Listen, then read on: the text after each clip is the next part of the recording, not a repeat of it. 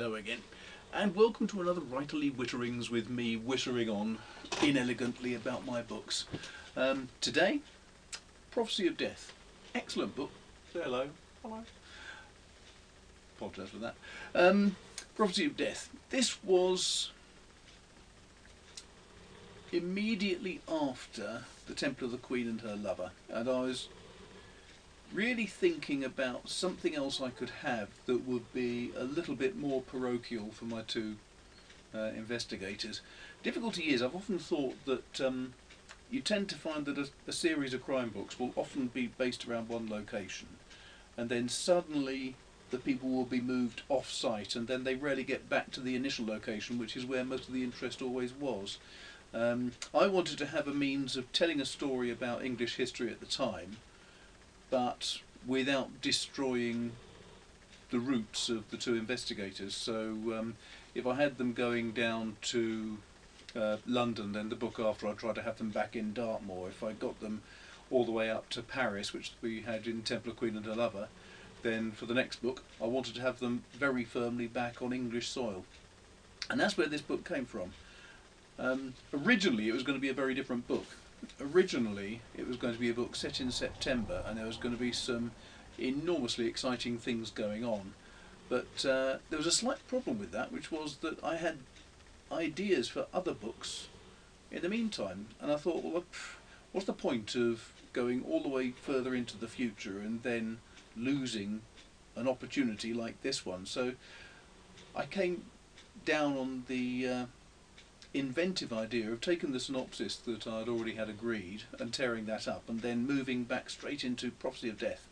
And the reason for this is that there's been several prophecies about different kings, but there was one in particular that said that the boar was going to come back to England.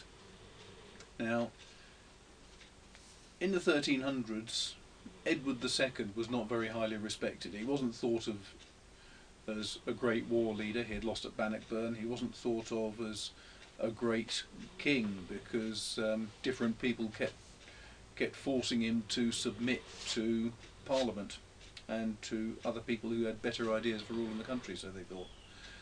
So he was suffering from several different difficulties, and in the end it came down to, he felt, the fact that he'd never been properly anointed with the oil that was usually used to anoint the kings of England. And so, in despair, he decided that he'd have to get hold of some of St. Thomas's holy oil, which seems like a pretty reasonable sort of idea. And that is the start point of this book. We had a very weak king desperately trying to get re-anointed so that he could prove that he was the anointed of God, because there were all sorts of rumours to say that he wasn't actually the real king because he hadn't been properly anointed in the outset. Very scary how medieval politics would go.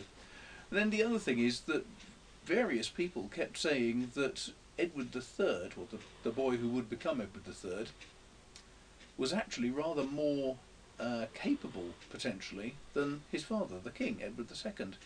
And that came down to the fact that there had been a prophecy from years before that somebody with the might of a King Arthur was going to return. But they said that there was going to be a particularly weak king beforehand. Edward II heard this. He wasn't best pleased. So that's another reason why he decided he really had to get hold of that oil and get himself re-anointed.